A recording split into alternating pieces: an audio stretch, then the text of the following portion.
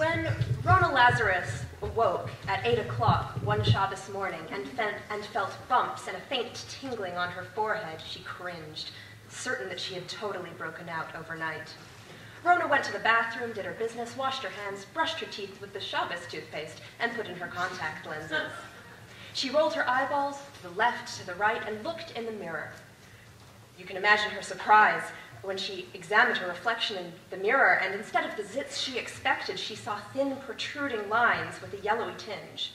She took a step closer to the mirror to get a better look. Her stomach somersaulted as her fear was confirmed. From temple to temple, in the middle of her ordinarily pasty-looking forehead, numerous elevated, shimmering golden lines spelled out the Hebrew words, Kodesh Lashem. And the Hashem part wasn't only indicated by the letter Dalet or a Hey. No, it was the full-fledged, four-letter, ineffable name of God. Rona's eyes widened, and she jumped out of the bathroom as fast as she could, perturbed that she had just peed with the Yud-K Vav-K exposed on her forehead.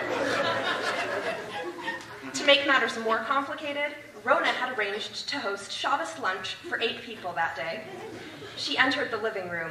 Her roommates' doors were still closed, indicating they were still asleep, and although Rona usually went to shul, she decided that today it would be appropriate to skip. She started gathering up the sparim on the dining room table left over from last night's learnathon, a new experiment of hers called Mishkan Me'at.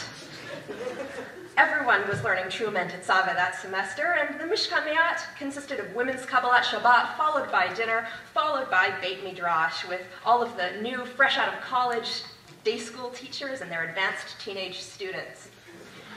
Mishkan Me'at was Rona's way of trying to make amends for the secular philosophy reading group she had started the previous year, a disastrous initiative.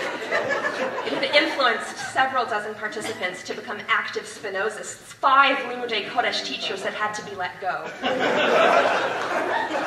The school bulletin referred to the incident as the Golden Calf episode. Now Rona tried to remember, had she felt anything strange last night, or just the usual cocktail of religious inspiration and guilt? Well, one thing was for certain, she couldn't walk around with Kodesh Lashem blinged out on her forehead. She went to her closet, took out one of the wide scarves she brought back from vacation, a white meshy fabric, and wrapped it around the top of her head like a turban. That would have to do. She got dressed in the clothes she had laid out the night before, flowy white Aladdin pants, and a white shell underneath a multicolored bluish tunic with heavy shoulder pads and a belt. It had been advertised on one of those avant-garde sneeze fashion websites. Rona stood in front of the full-length mirror. She looked good despite the shoulder pads. What about the outfit made her vaguely uncomfortable?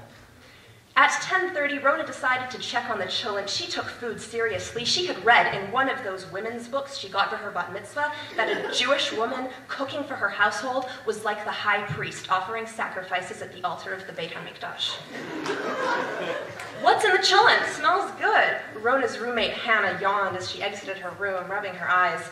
Rona answered, 2 packages of lamb and some matzah meal and red wine, pulling her scarf down over her eyebrows. At 11:30, Rona's guests started to show up. "Ah, you look so married," said Miriam, as she hugged Rona, simultaneously pointing to the white turban on her head.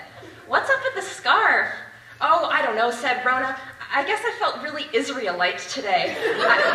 I mean Israeli."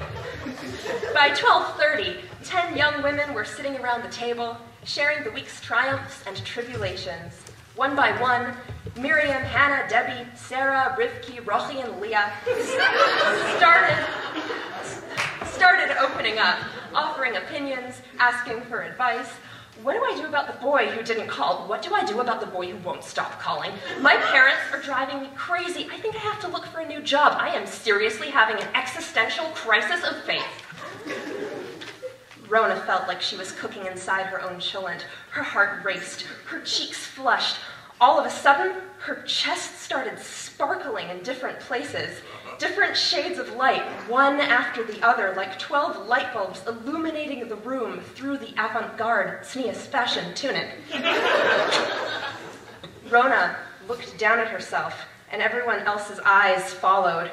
Her last words before she fainted were, "Your questions, think I might have the answers.